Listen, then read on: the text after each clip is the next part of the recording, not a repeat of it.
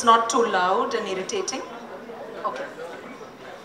May I request you to give home back? Thank you. It's such a pleasure to start an event exactly on time, 7 p.m. with a full house. I know this is love for Saeed, and I'm delighted to be part of that. My name is Kartika. I'm the publisher at Westland and Context, which is published. Even when you tear the opponent to shreds, you have the ability to reflect.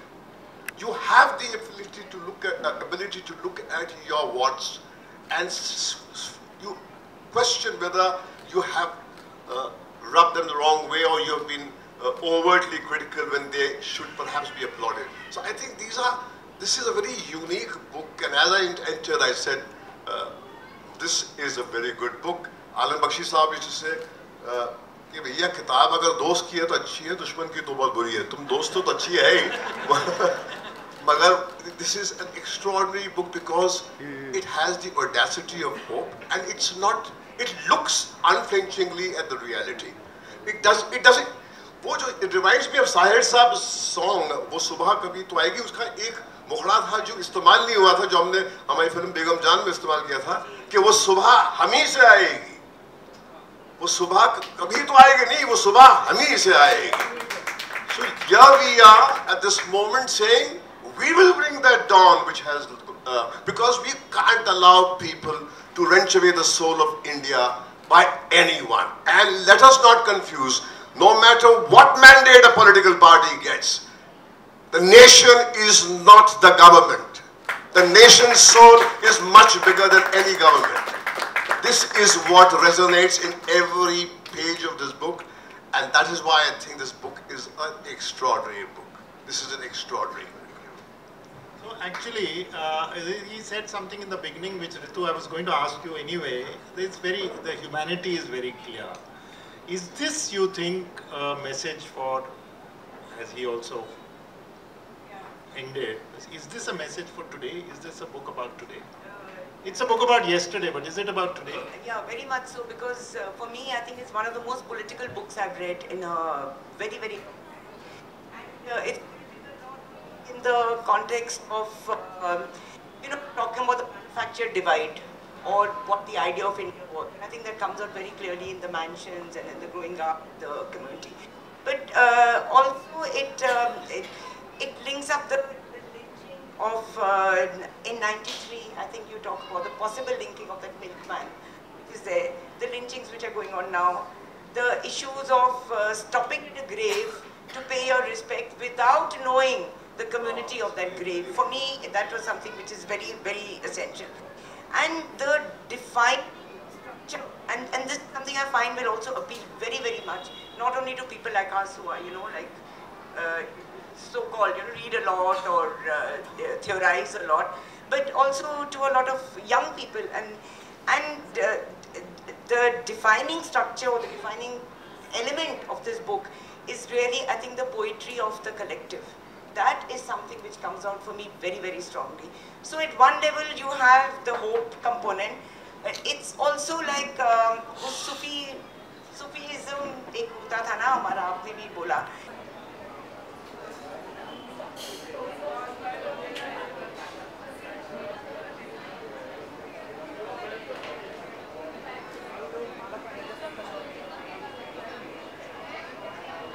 आया बीच में खाली भजन वाला बोल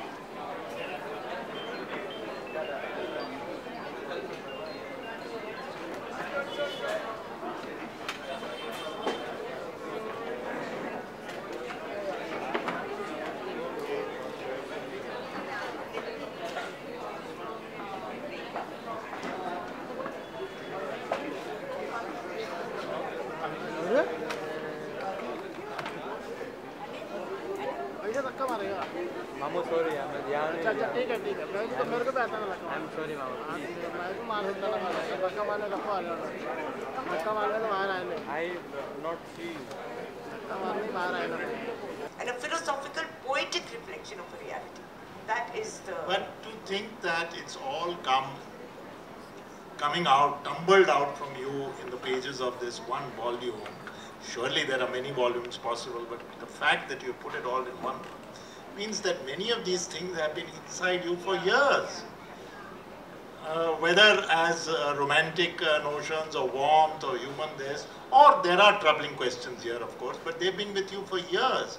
When you write about what you felt about standing in Vietnam, or about Cassius Clay, Muhammad Ali, or indeed about that old man who was on a cycle during the riots in '93. And I must tell you, when he's talking about memory and amnesia, we are all from this city. The fact of the matter is this city has forgotten 92-93. It has completely forgotten it. The anniversary, 25th anniversary came and went, and there was no recording of it. So, all that, is it the distillation of years of thought? That is going back to what I had asked, but again I need to ask that. How did it happen? The fact that, like you said, that 1993 has passed, 25 years have passed, and there's no mention of it. But that's deliberate. It doesn't mean it's forgotten. This is a manufactured forgetfulness. And this is what my whole thing is about. It's manufactured forgetfulness so that we can go on to the next riot. We can do another regime change. We can invade another country. Let's get involved with the tattoo on Virat Kohli's shoulder or Salman Khan's chest. Let's get engaged with that, or the mansion of an Ambani. What is the cost of it? Or a party thrown by somebody. We get engaged. And this is stuff that is being dished out, which keeps us occupied. It keeps us occupied. Thou shalt not think. As in Shakespeare, John Cassius has a lean and hungry look. He thinks too much. Such men are dangerous. It is to realize that it is like a concerted effort, a juggernaut of events through mass media, through social media, to keep you occupied and not get engaged with the reality that 90% of this country faces, or the world faces actually. Why this country? It's the world. And that's what I'm saying for India holds good across the world actually. It holds good, and therefore, I don't know, it's been bothering me for a long, long time. And I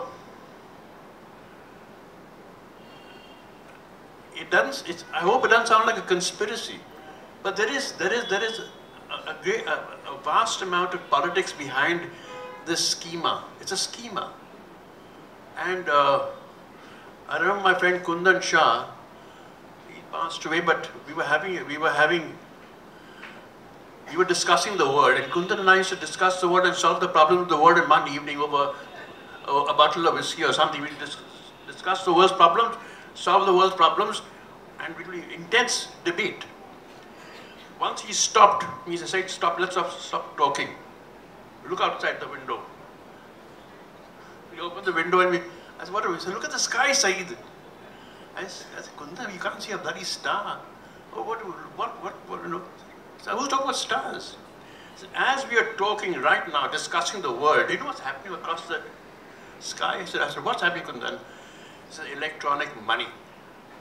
From all the financial centers across the world, from Shanghai to New York to Frankfurt to, I don't know, Singapore, Bombay, is crossing the bloody world, and we think we run the world. We are tuchas. We are absolute tuchas, and the world is run by those guys. And we think we are running the world. This book is a reaffirmation of the individual. It's to reaffirm that people matter. despite the fact that we're trying very hard to make people not matter. People matter. So And as Mahesh said, so actually, start now. People matter. This is not a cry for help, but this is a manifesto in a sense. I think, but before we go into that, I feel that, as we all know, dissent is a lonely street to walk on, right? But all great political movements or religious movements or artistic leaps have taken place in the womb of loneliness. So I think in that heart of loneliness, perhaps as you inch toward what is called the wisdom, midlife or the wisdom years, this book flowered from you. And I think what it does make one point is that Saeed is the most relevant voice. It's not an old man lamenting about the time that was. He passionately engages with the stream of life and says, I will lead from the front and I will dare you. I will not walk there and I will change the course of where things are going. And I think that is what I applaud in Saeed, because he comes to your office, walks up and says, I want you there, and he comes with this book. And when I open this book, what staggers me is his insight, his simplicity, and his passion, and his ability to hope. And I think we need to believe in that those who have made hopelessness into, the be-all and the end-all, need to understand that it's the brave who can hope. Because hope compels you to engage. Hopelessness is a submission. कि कुछ नहीं हो सकता हमसे, क्या है उसको ऊपर से decide हुआ पिछले जन्म में किया है, the same narrative being dished out, you can't do it. Here you are through this book, and I had the privilege to meet this guy called Muntazar Al-Zaidi, whom you have mentioned. The guy in that fascinating discussion between the gangster and the journalist, and you come to that guy who we did a play called The Last Salute, where we called him because we based a play on his biography. And he came, he's an Iraqi young man, he came straight and he landed and he went to the Rajghat and he paid respect to Gandhi and kept on talking about Gandhi. And I asked him only one thing, I said, Muntazar, before you hurled that shoe, what happened? He says, I came to terms that they're going to kill me. They're going to execute me. But when I was sitting down there, I had my hand to travel from year to year. This journey from year to year, and to pick it up and hurl it, defined who I was, because there I was doing the job of voicing the anguish of the Iraqi people. And he said, I have never felt more powerful, because I felt that I was perhaps born for this. I think this book in a way does that. It does what Muntazar did. And those who feel that that book was, that the shoe throwing image was just a demonstration of some frustrated journalist, and look, and in fact it turned it around and said, wow, look at the accommodated spirit of George W. Bush, and this is democracy. But I think that did succeed in amplifying what the world media failed to do. They did not bring the truth of what was playing out in the hearts of the people. So I met a CNN journalist who said, we are guilty of not amplifying what's going on there. I think that one journalist, by daring to risk being killed, achieved through that gesture, and that is how it has been found a place in his book.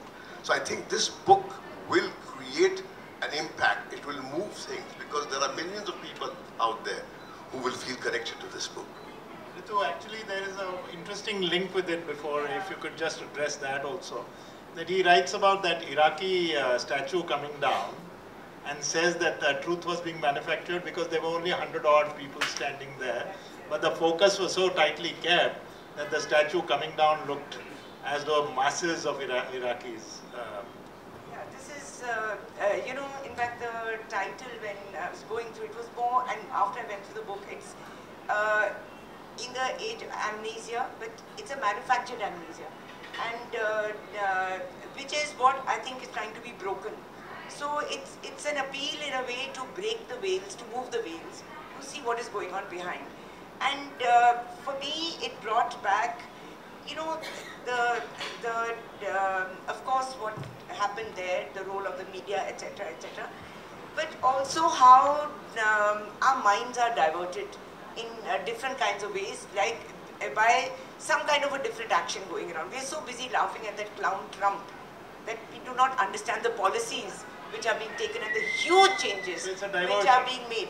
It is a very, very clear diversion. And I think this book is an attempt to say that don't get diverted. Come back to the basics. Start from the basics, break the veils, see the past, learn from the past, but look at the future. And that's why I hope it's translated into Marathi and different languages, because it's an appeal for different people to come together. Age. The first time I met Saeed was very different though. After working on the book, on the novel, I went to the Hyderabad Literary Festival, and this was the first time, and I was standing outside waiting for Saeed to arrive. The flight had landed, he'd been picked up, he came to the festival. It was this beautiful setting where conversations were about to start, sessions are going on. And I said, Saeed Saab, you know, there's this session going on, shall we go in and attend it? And he looked at me, and then he looked at the sky, and he said, but the sun is going down. Isn't there a bar somewhere? And I said, okay, forget the sessions. This is the real conversation. And all the way from there to here, it's been wonderful knowing Saeed and publishing him. So I'm just really grateful and happy to be here. And to talk about the book is wonderful Siddharth Bhatia, the founding editor of The Wire, who, contrary to what he and other people say, is not here because he cannot say no, but because we wanted him to be the one in conversation. And Mr. Mahesh Bhatt, whose work you all know and who is extremely eloquent about some of the subjects that are part of this book. And Ritu Diwan, who I'm meeting for the first time, but who clearly is in many ways very aligned to this book as well, and is a researcher and academic with many wonderful students, as I heard about today. So I'm glad that we're all here. We're going to talk about the book. I'm going to first request for the release and the photographs to be done, and then Siddharth will lead the conversation. Thank you.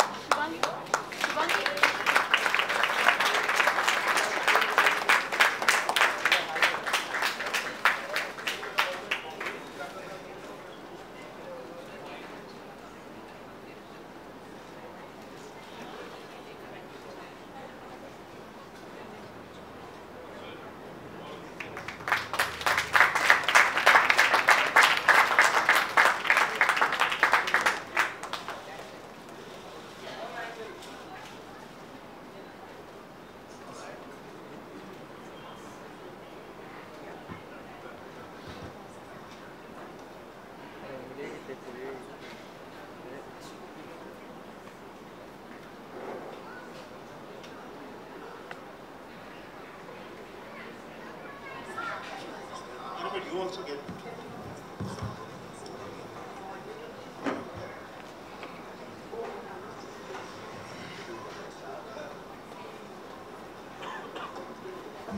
Thank you very much, Kartika.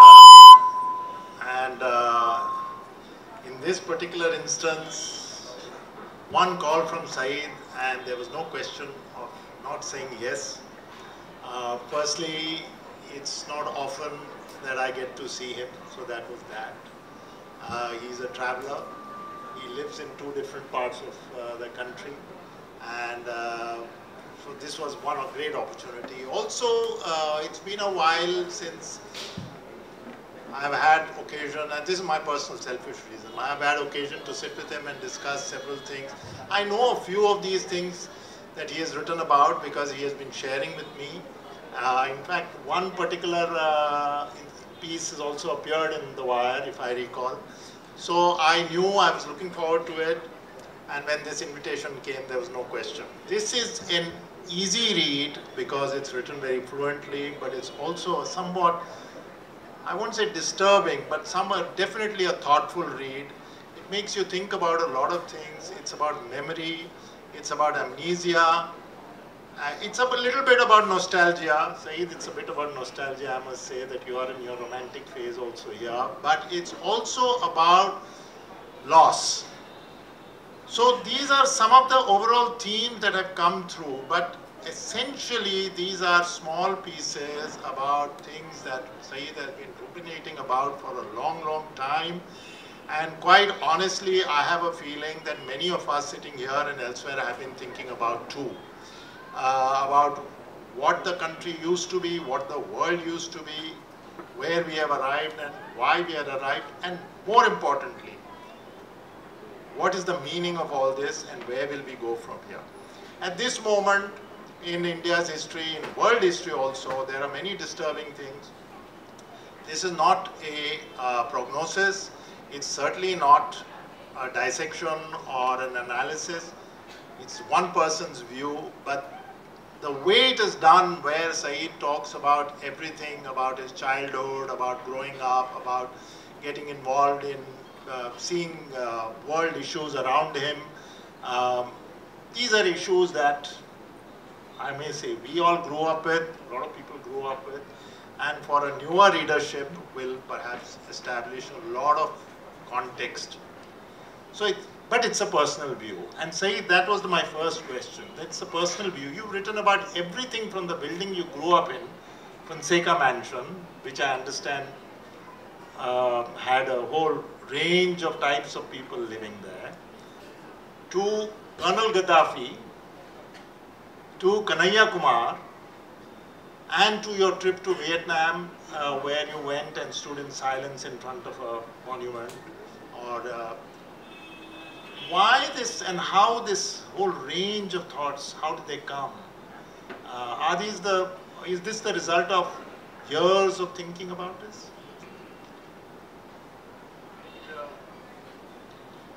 Is it on?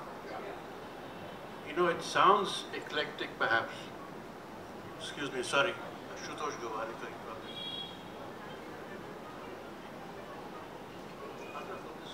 Smartphone, I don't like smartphones. Always smartphone. I want to be on smartphones.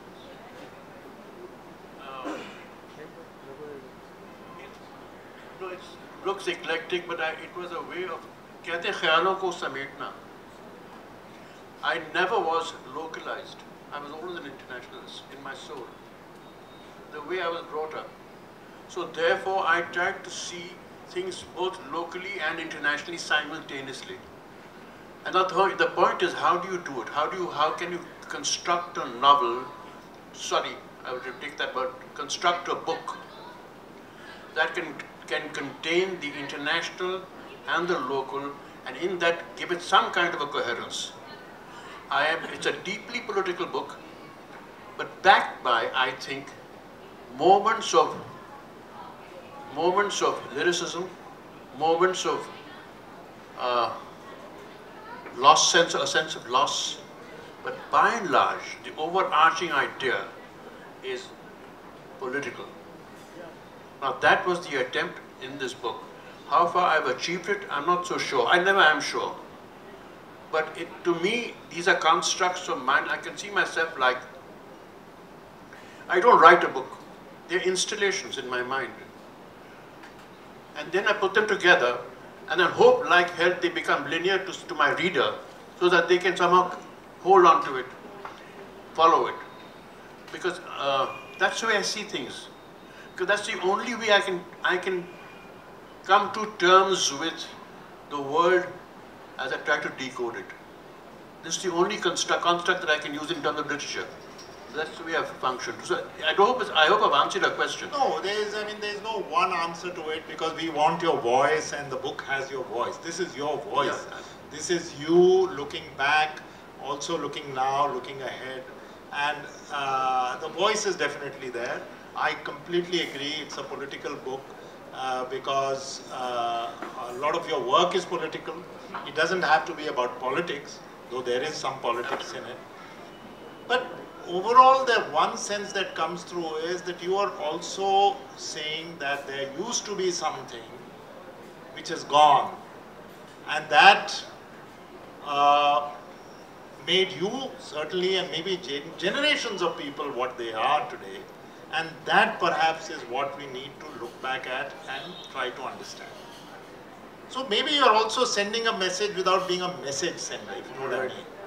I have a quotable quote for that, which is from Bulle Shah, "Ke baazi le gaye kutte." You know, it's a quote by Bulle Shah, which is when the entire thing has been usurped. You know, words like democracy, for God's sake, words like compassion, words like freedom, you know, they've been usurped, and absolutely they've been consumed and spat out. What is freedom? No, and this idea of national interest. What is national interest? What is patriotism? These are words which have lost their meaning in our jingoistic times. So therefore, remember, we were making a comment right now, and I said never, because I really feel words have lost their meaning, and we've got to retrieve those words again, retrieve democracy, retrieve freedom, retrieve the words like patriotism. It's gone into the hands of fundamentalists of all hues. If that is patriotism, I'll walk away from it. I don't want that kind. So I think that's what the loss, that's the sense of loss that I feel, and hopefully my book addresses. I think, Saeed, this book has the audacity of hope. There is a chapter called Hope at the end. It has the audacity of hope because it has, in these times of hate, where hate is the flavor of the times we live in, and is a marketable commodity. It's so life-affirming to find a compassionate voice erupting from these pages, and that too from a filmmaker who made movies of anger. And in fact, I was telling Aziz, Aziz, यार ये फिल्में ऐसी बनाता था जिसकी इतनी intimate, warm, compassionate जो एक आवाज है, why couldn't that surface in his movies? And I think it reminds me of a saying, there was a Jewish rabbi who said something when I was young and stupid, I used to be dazzled by eloquence. But as I've gone older, the only thing that touches me is human kindness. I think what tools of mass distraction and to how to when a nation gets earned, the nation and the people whom we call the salt of the earth seems to be an outdated narrative. Where in this time that you're talking about, oh, it's a very cynical attitude. They say, oh, you're talking about the left ideology which has now been chunked into the dustbin of history. So I said, to have empathy for your fellow human being is outdated. And you talk about Karuna, you call this is the mother of civilization, and this is a Punya Bhumi. So I think you need to reframe the narrative and say this is those who are representing the soul of India are not the people. And that Sardar who's there comes and says, "Acha kiya aapne, acha, these are good things to do." Where you suddenly do something which is so rare and human. And I think that is what we need to rediscover. This is what we used to boast about. We used to say that the great movies that we saw in the golden era, which are part of our consciousness, we celebrated we were different from the others because we had that social currency of being concerned about the pain of a fellow human being. Now, apathy, when apathy is eclipsing the landscape, when empathy erodes, evil walks tall. So this is what's happening, कि हमको क्या लेना देना है यार, हमसे कुछ नहीं होगा. The power of the individual to change the narrative is what Saeed talks about. And I think when he stops and on his computer and starts working, he rekindles the hope in each one of us and talks about rediscovering those values on which civilizations have endured And this very diverse country perhaps couldn't have been held together without that glue, which is empathy. And I think that is what is under fire. You know, there's this very interesting phrase which is used. Sounds so contradictory and yet it's so real and really reflects. It's a term called inclusive funeral. I mean, somehow that whole conceptualization of an inclusive funeral is I think really what represents today. I mean, I don't need to redefine, re-explain, but it also manifests a very, I think, a very compassionate integration of what is termed as the lumpenization of aesthetics and a lumpenization of ethics. I think those are the two things also which, for me, come out very, very strongly. One question I have to ask, and I think I ask for everybody, it's probably a little bit of a generational question, because this is, in that sense, looking back at a generation. Why do you think students, they are acting in JNU and a few other places, but why don't we see mass protests? Why don't we see people coming out in the streets and saying, you know, this was a country in which people came out of the streets against the Vietnam War at one time.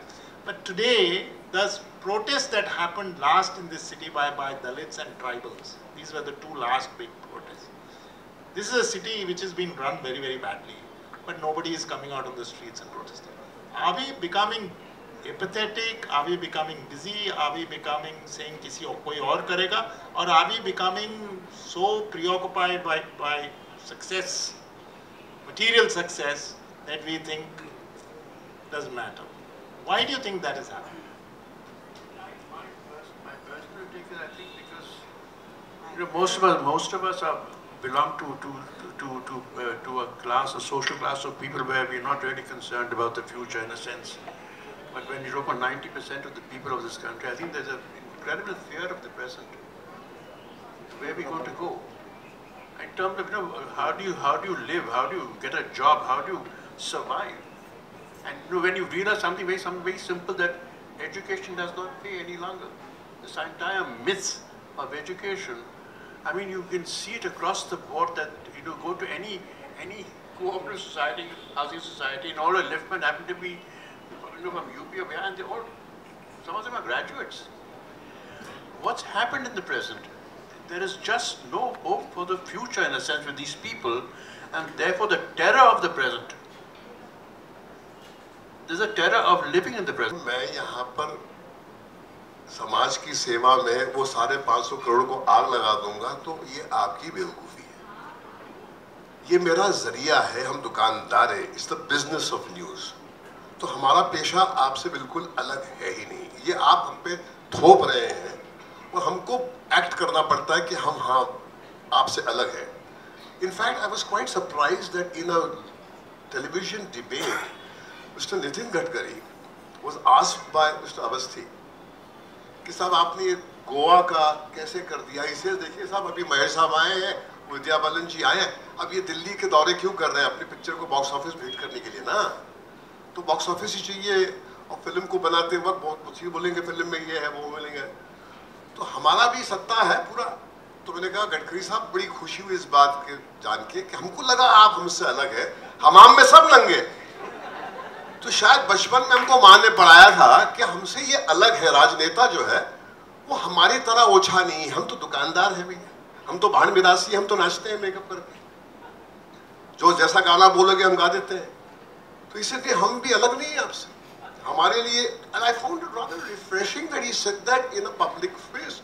तो ये तो अब हम खुलेआम बोलेंगे कि the pursuit of power is the be-all and the end-all, and the values that you keep on talking about, if you keep on raising it, then I will look at you with disdain and say, how naive he is. This is the real world. So I think that is what is the issue. And individually, I think we all know that we are living in rather overwhelming times. Each one of us does not know in a blink of an eye, the world changes. Individually, I can't do a damn thing, Siddharth. Collective action means war. Means getting into some political party, organizing, getting a cadre together, my boys against your boys. That is what it boils down to. And then it inevitably leads to the same thing. The key people today who are in the seat of power were saying that we will get rid of the tyrants who have played hell with you. So you want to get rid of them with your kind of ideology. So I think, meanwhile, the issue that we need to look at is the values that he keeps on raising, irrespective of the political party that comes to power. Can we have the values which kind of really defined us? But those values are important. Are important, and what the hell are you going to do in order to protect that? And I think books and writers and seers and thinkers, who, social engineers actually, or social artists as they say, who do not only paint on the canvas, but go and paint on the world outside, are essentially committed to doing this. And I think that is what is the tearing need of the time. And I see, yes, there is gloom and doom and a sense of deepening helplessness and a kind of growing cynicism which is there. But that also comes from a sense of a kind of a cowardice. You know, somebody asked Mother Teresa, हमसे कुछ नहीं होगा. You are very great, yeah. हमसे नहीं होगा. She said, come on, by calling me great, you're actually escaping from the responsibility of doing things yourself. You don't mean a damn thing. So I think if Saeed can do it, anybody can do it. And I think that's where the hope is ignited by this. I think there's a lot going. Of course, the role of the media. I mean, that's why we read Wire and swear by the Wire, because we know what the media is like these days, and the whole corporate control, etc. I'm not getting into all the details. We are aware of that. But there's a lot going on at the ground level, which is not either talked about, Not covered at all. Not covered at all. I am just in the process of finishing the study on the impact of demonetization on construction workers in Ulhasnagar, Mumbai, which is not very far from here. The utter, I don't know what words to use, the destitution. It's not even poverty, it's utter destitution. The only reason those workers stayed alive for those 2 or 3 months is because of the langars, which were there by the Gurdwara. And several of the women forced into sex work. The news now that they put the mic into your face. What's your opinion about it now? What do you feel? You have just come out of a house collapse or something. What do you feel? No, you're lying in a hospital bed. You're recovering from shock and trauma. That mic's coming to your face. What do you know, it's incredible. What terrorist thing, huh? I think I'll make life simpler. Take anything. Take the grape. It's called A Tale of Reaching Out. A few years ago, I was driving on a dusty road in the Gulbarga district of Karnataka when I noticed some graves under a huge shady tree in a vast empty field. The image was surreal because the tree seemed to be flourishing in a parched landscape. It was as though its only function was to protect the graves from the blazing heat. I turned my gaze away and noticed that a little further up the road was a stalled truck which was being repaired by a Sikh driver and a cleaner. The image of the tree and the graves returned to me. As we neared the truck, I asked my chauffeur, Man Friday Ayub, to stop the car in reverse. My wife Jennifer, sitting at the back of the car, was surprised. Why are we reversing? She asked. Those graves look so incredibly lonely, so I'm going to pay them a visit. Jennifer and I alighted. When we were abreast of the tree, Ayub, not to be left behind, got out too, and the three of us walked towards the graves. I looked at the graves solemnly for a while and then up at the tree. In this desolate landscape, the graves seemed to be in the perfect shady spot. Who were the people buried here? The graves did not look very ancient. Were they members of a family? Who did this empty and dusty field belong to? Were they descendants of the people in the graves? Since the grave looked somewhat abandoned, I also wondered if there was a caretaker to look after them. As these thoughts crossed my mind, I noticed that the truck driver and the cleaner had also joined us and were standing next to the graves in silence. We stood for some moments longer, and Jennifer and you and I turned, and as Jennifer and I turned to leave, the Sikh driver pointed to the graves and asked, Are these people your relatives? I smiled and shook my head. No. The cleaner looked confused. Then why did you stop here, sir? I don't know. The graves look so lonely, so I decided to pay my respects to the dead. I don't know what else to say. The driver smiled. You did the right thing. We didn't know what you were doing, so we joined you too. I smiled too. The driver added, when you do things like this, इस काम के लिए आया हूँ.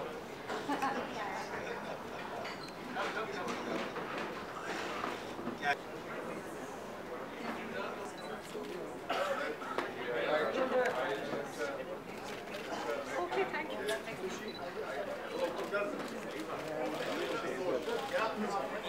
Daktara, वो दत्त साहब.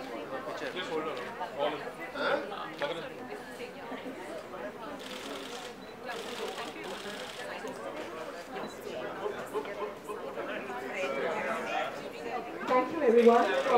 In case you'd like Saeed to sign a copy. अरे Kartika. Which I don't believe. No, you'll get it. You will get it. I'm telling. अरे यार हो गया बच्चा. ले. आज मेरे को देख के बड़ा हुआ. किसको बोल रहे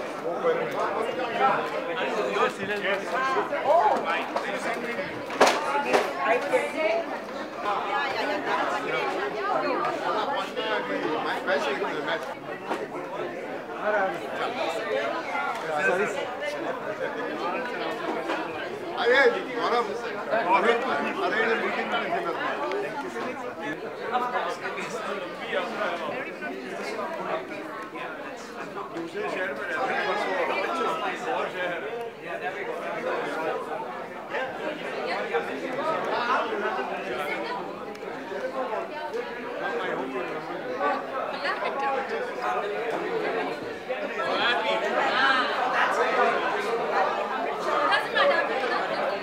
Please subscribe to Viral Bollywood. Please like, share and subscribe to Viral Bollywood. Subscribe कीजिए. Please subscribe.